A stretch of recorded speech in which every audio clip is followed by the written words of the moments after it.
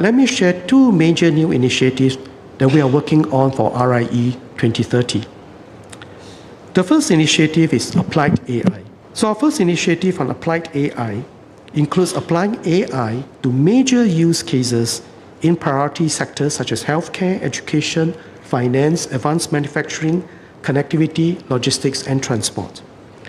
Now we have started on this. In October last year, we launched a $120 million AI for Science initiative to support researchers in leveraging AI to accelerate discoveries in fields such as advanced materials and biomedical sciences. Applied AI sits at the intersection of AI and domain knowledge. Building on the strong domain expertise of our practitioners and researchers in healthcare, education, finance, engineering, and many others, we will invest more in developing bilingual scientific talent, researchers who can bridge between AI technologies and domain expertise.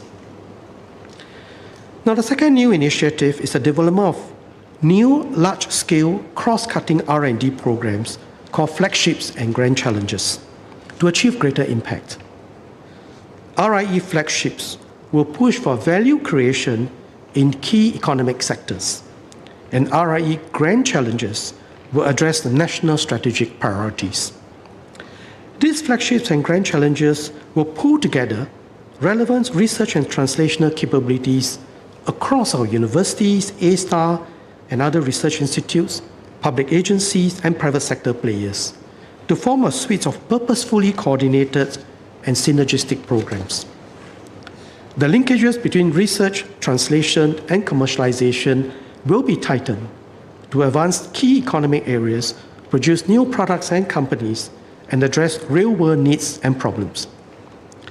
I'm pleased that work has started to scope and design these initiatives.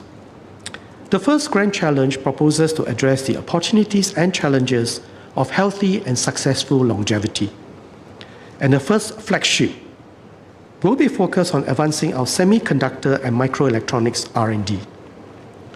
We will announce more details later.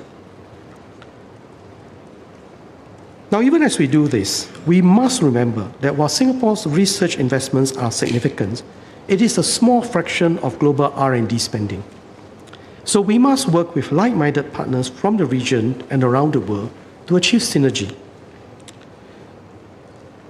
Just as an illustration, while our investments are $28 billion over 5 years, the US alone in 1 year was $923 billion US dollars, and China was US $812 billion. So and even as a percentage of their GDP, they are far higher.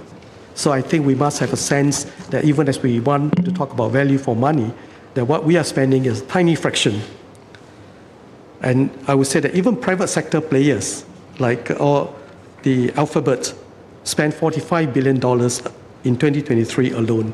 Meta spent $38.5 billion, and Apple, $30 billion, all in US dollars. So we have to work with like-minded partners from the region around the world to achieve synergy. So beyond achieving impact for Singapore, we must contribute to addressing global challenges as these are faced by everyone. Hence, as part of our positioning as a global Asian node, we will step up our international partnerships in the coming years. And while we launch new initiatives, we will continue to invest in basic research to develop talent in our universities and in upgrading our research infrastructure. So in addition to what PM announced in the budget, we'll also invest in new data and compute capabilities.